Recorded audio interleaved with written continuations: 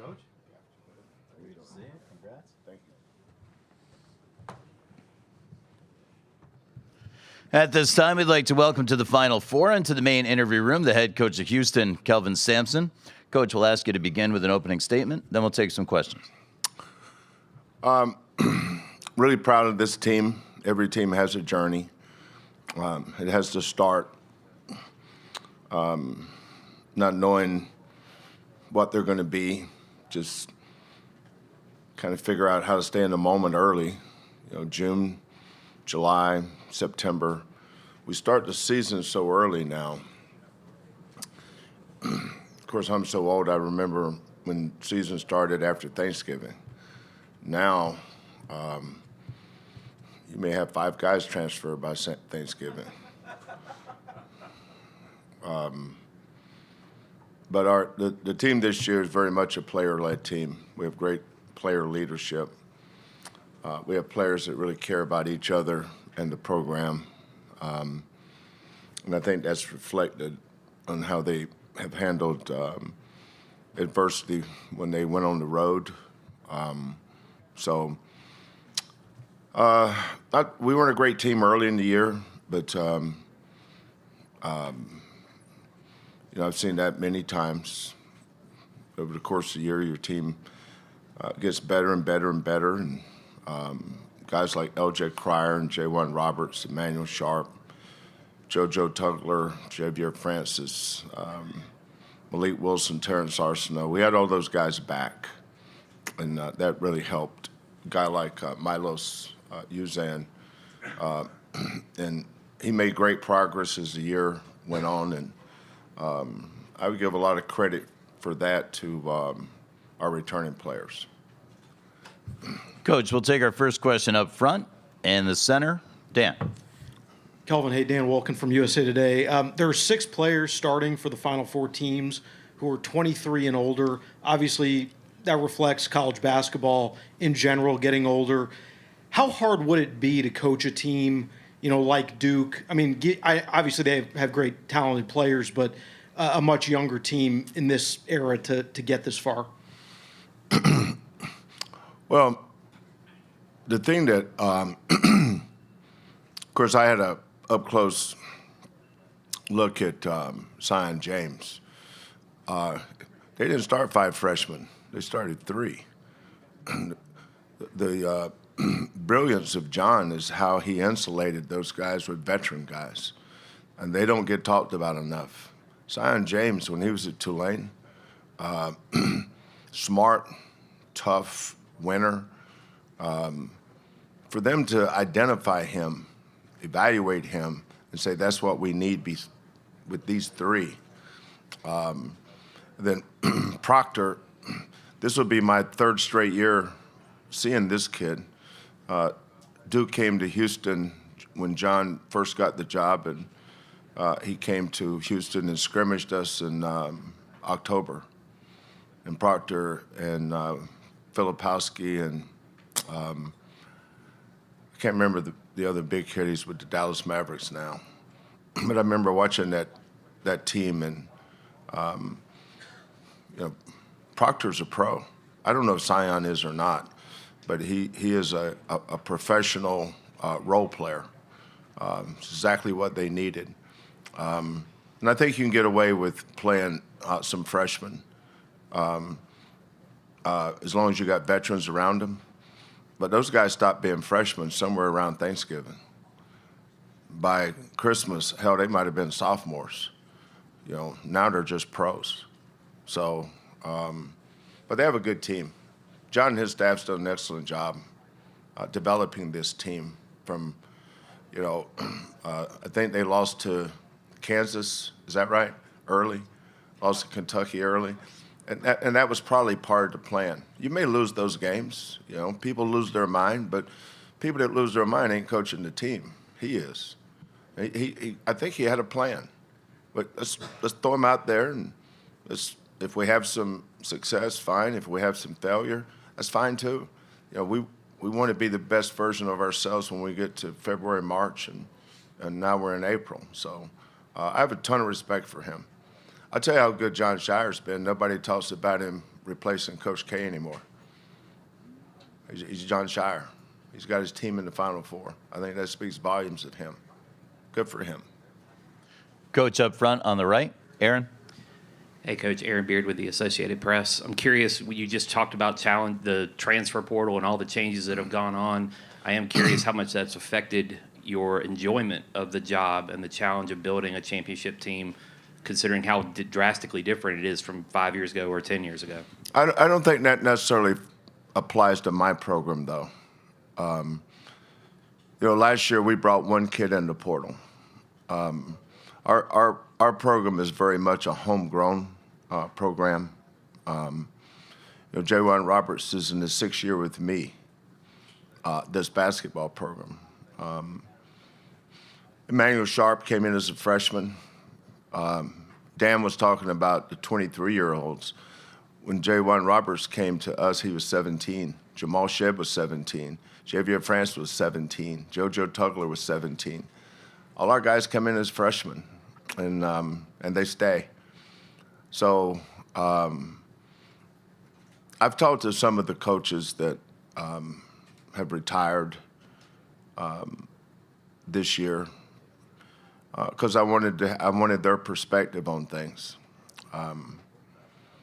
But we just do the best we can, running our program the best way that we know how to run it. And I love coaching basketball. I love teaching. I don't know what I would have been good at had I not been a coach, because that's the only thing I've ever been. But I think I would have enjoyed being a teacher too, because I enjoy teaching stuff and seeing kids learn and apply it and have success with it. And I choose to focus on that stuff more so than the portal. I believe in the portal. You better. But in the last 3 years, I think we've had 3 portal kids, L.J. Cryer, Damian Dunn, and Milos. Those have been our 3 portal guys. And they've Damian left and went to Pittsburgh, where he did good this year for Jeff. But L.J. and Milos have been great. Coach, back of the room, left of the aisle, Mike.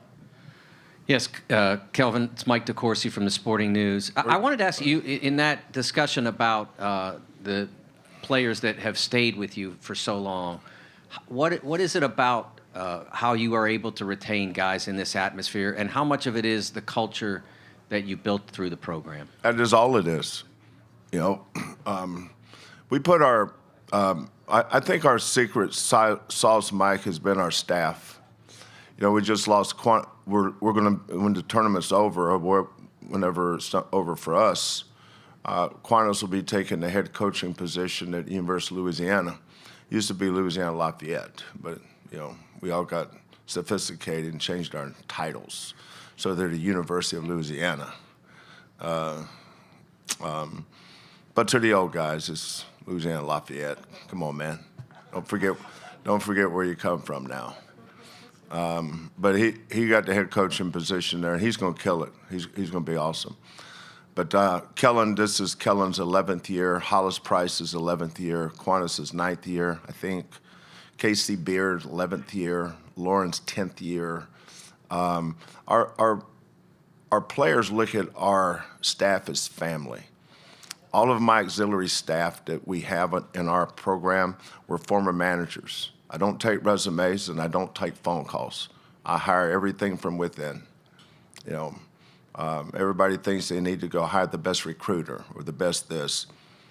We develop our staff like we develop our players, and that's culture.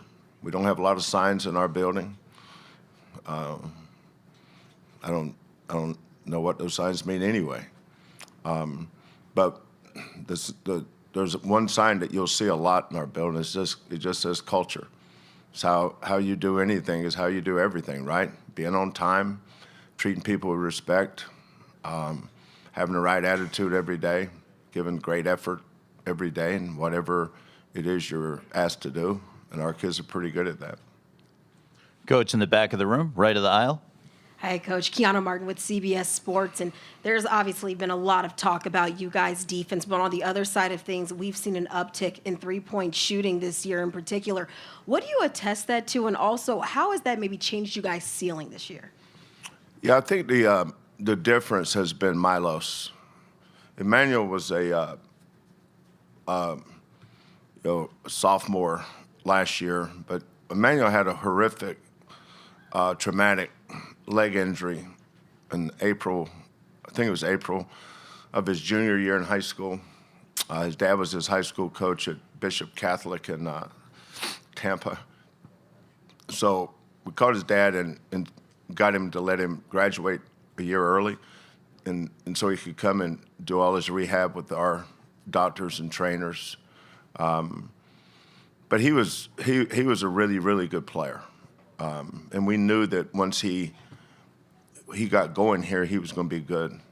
But the key that all our guys have stayed is they've allowed us to develop them.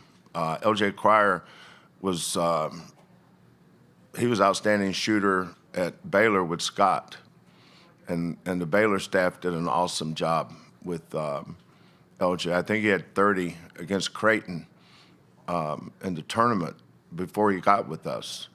So it's not like we got these kids and turned them into something they weren't good at. That's why we recruited LJ, was his three-point shooting. So I recruited Emmanuel. But last year, in between those two, was Jamal Shed. Jamal was not a three-point shooter. And we said, how can we make our team better? I've never worried about losing players. You know, everybody, the narrative with most guys when the season's over or before the next season starts is, how will you replace this guy? How are you going to replace Jarris Walker or Quentin Grimes or Marcus Sasser or Jamal Shed? I've never really worried about that. That's never – I mean, I'm going to miss them. But, you know, the challenge of the coach is, okay, we're losing Jamal. How can we get better? And I thought that's where we had a chance to get better, is be a better three-point shooting team. We weren't going to be a better defensive team. I mean, Jamal's the best guard defender I've ever had. It's hard to get better, but the team can get better. You know, name on the front of our jersey didn't say Jamal Shed. It said Houston. How do we make Houston better? So Milos was a kid that shot really good his freshman year at Oklahoma in the Big 12. Not so much his sophomore year. And so we tried to research why. Why did his shooting go down? And is that something we can develop? And so we figured that out, and the answer was yes. And, you know, his three-point shooting has really helped this team. Terrence Arsenault off the bench, you know, he and JoJo didn't get to play in the tournament last year because they were both injured. Everybody talked about Jamal Shed injury, but the injury that hurt us more than any other one was JoJo Tugler not playing. But Malik Wilson has gotten better as a three-point shooter, Terrence, and then the three starters. So we collectively have more guys that can make a three. We've gone from being a three-point shooting team to a three-point making team. There's a difference. On the right side up front, John. John Fanta, Fox Sports. Kelvin, kind of a two-parter here. How much does 1980 to 85 Montana Tech, the early wake-ups, and, you know, taking snow off the car and getting ready to – I can see the flashbacks right now. When you went through those types of days and, you know, you get mentored by Judd and others, how much does that build you for your first days when you got on this job, and what made you believe, all right, the things that Houston says they're going to do to elevate our program as I'm elevating it are actually going to occur? Yeah. You know, Tom Izzo and I text each other a lot. We actually used to be roommates at camp, Michigan State's basketball camp. We had bunk beds. I can't even remember who was on top, the top bunk or the bottom bunk. But you know, when you're a grad assistant for Judd Heathcote, you're really a manager. And if you think you're more than that, he'll find a way to remind you if you screw up. And I was always really good at screwing up. But Tom and I would get up so early and go out behind old Jennison Fieldhouse. The old guys know what I'm talking about. New guys only remember Breslin, but there used to be Jennison Fieldhouse. And we would line a court off in the parking lot so we could play. And we had these portable baskets we'd stick up. But Judd's the only reason why I got the job at Montana Tech, and he's the only reason why I became the head coach at 31 years old at Washington State University. So, and Tom and I talk about Judd a lot.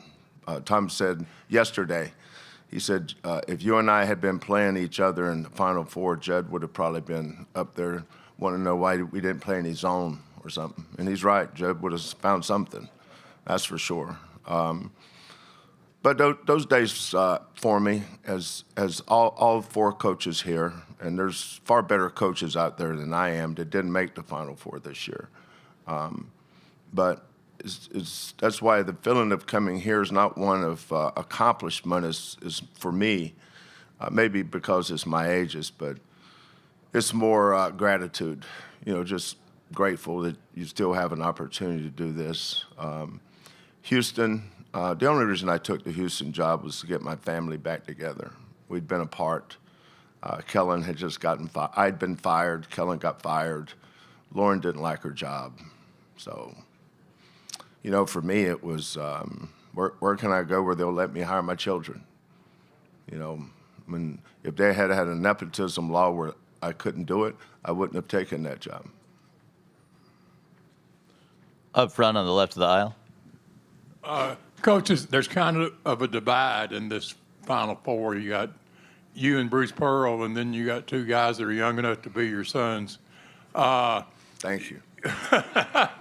Appreciate that. I hadn't quite looked at it like that, but I will now. You and he have negotiated difficult waters and been through adversity. And how much does that mean? And could you also just address the same trend toward younger head coaches being hired these days? Yeah. Well, I coach against my son Kellen in scrimmages all the time, and he's always kicking my butt. So I'm used to getting beat by younger guys. I think it's great for the game because the game should always be about the future. We should honor the past, but we shouldn't live in the past. Sometimes we do that too much. I saw that at Houston. All people ever talked about at Houston when I got there was Phi Slamma Jamma. And I'm thinking, none of the kids that I'm recruiting, nor their parents, have ever heard of that. That's the past. Honor it. Let's honor those guys. But for God's sake, don't live in the past. When I look at Todd, John, makes me feel good about the future of the game. I still think Bruce has got a lot of good years left. He's a youngster. He's only 65. maybe not so much for this old one, but the game is in good hands with the young coaches, and I think they're better set up to navigate these choppy waters that we have in front of us than maybe the old guys that coached the game when there was no shot clock, no three-point line, and then we had a 45-second shot clock, and most of these young ones didn't even know that. But I know I learned from them. There's a lot to be learned from these young guys. How they do things, their ideas, their energy. There's a lot of things I don't know. I've always been pretty good about not knowing what I don't know. But I've learned a lot from Kellen and Quantas and Hollis and KC. I learned a lot from my staff. And I encourage them to call up other people and ask how they're doing this stuff. 'cause I didn't know anything about NIL or I should think it was sacrilege if you transferred it inside your own league. You know, that would never have happened. So now, you know, it's just a different time. But with guys like Todd and John and so many other great young coaches, I think they're better prepared to handle this stuff as we move forward. We'll take one last one from Joe in the center. Joseph Duarte, Houston Chronicle. Kelvin, Karen told us a story about when you were gearing up for your first Final Four at Oklahoma. The excitement was you were going to get to have that Friday open practice. With COVID, you probably didn't. Did you get to enjoy 2021, or is this sort of, how does this one feel because of everything the first time around, and maybe you didn't get to enjoy it? No, that's a great point, Joseph. I think everybody that was in the bubble in Indianapolis got cheated out of the experience. You know, the only place we could go was the floor that the elevator opened onto your floor. That was it. You couldn't go down a floor. You couldn't go up a floor. We had to stand in line to get tested before every time we went outside the building to come in. You know, I felt like we were going out to the yard in prison because they took us over to Victory Park to let us run around on the grass, you know. And somebody had the great idea, why don't you go get a football or horseshoes or something? I mean, what do you want us to do? You know, look around and see how we break out of this place? So that was a different time. It's hard to explain it. I didn't see Karen during the entire time. We played our first game against Cleveland State, and then we played the game to get there in Lucas Oil. So first two games, next two games, and then the next two games was the Final Four.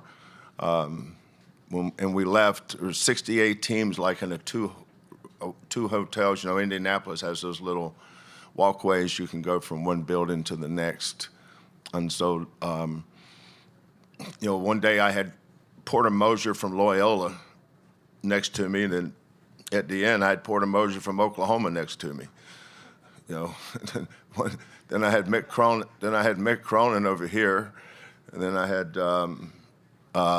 Musselman from Arkansas, and God only knows where he is now. So that was something else. But you know, like coming in here yesterday, the bus we were on had the Final Four logo with our team. The hotel we're staying at. What's the name of the hotel we're staying at? Huh? Yeah, Riverside. The staff there was just awesome. With a mariachi band, you know. For me, fine, but for those kids, for them to get that experience. And then last night we went over to get a meal, and people stopping them, and because they've seen them play, you know, the last 3 or 4 weeks. That's what this is all about. It's a reward. They should be rewarded for what they've accomplished. You know, and tomorrow the public scrimmage, and of course, you know, you're just entertainment for 50 minutes. It's not like we're going to go out there and, you know, bust some drill out. You know, our guys know what we're doing. We had we just had a public practice somewhere. Where was that? Yeah, Indianapolis. So, no, it's awesome. The fact that you guys are here, I mean, we didn't do anything in Indianapolis.